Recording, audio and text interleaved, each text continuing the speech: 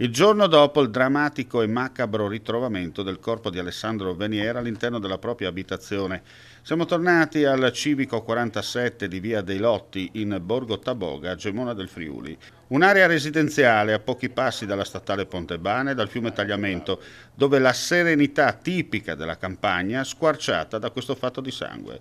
La calma dopo la tempesta, bocche cucite da parte dei vicini che non rilasciano dichiarazioni alla stampa, salvo qualche eccezione a distanza che emette qualche flebile parola, ma nulla più, rimarcando il fatto che la vera vittima è la signora Lorena, che ha subito per anni un figlio orco padrone, capace solo di sottometterla alle sue volontà. Una donna capace di tirarsi sulle maniche, caposala dell'ospedale di Gemona, lavorare per portare a casa uno stipendio per mantenere prima 3 e da 6 mesi 4 persone, dopo l'arrivo dell'amata nipotina. Lorena era una persona conosciuta all'interno dell'ambiente sanitario e anche probabilmente nella borgata.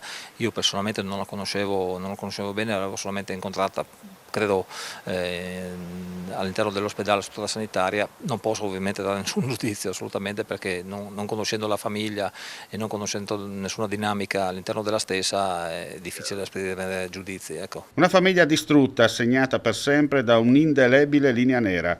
Ora gli occhi puntati sulla piccola di 6 mesi, altra protagonista di questa triste vicenda a sua insaputa data l'età, affidata ai servizi sociali, con il comune in prima linea da subito per cercare di darle un futuro migliore. Nel dramma che ha coinvolto questa famiglia, che di fatto è una famiglia distrutta, la nostra principale attenzione in questo momento è per la bambina, ha solo 6 mesi di vita, quindi stiamo cercando ovviamente assieme ai servizi sociali del comune di gestire la situazione al meglio. Lo stiamo facendo e qui va la nostra più grande attenzione in questo momento, sta preparando per lei un percorso di vita ovviamente migliore di quello che avrebbe dovuto affrontare.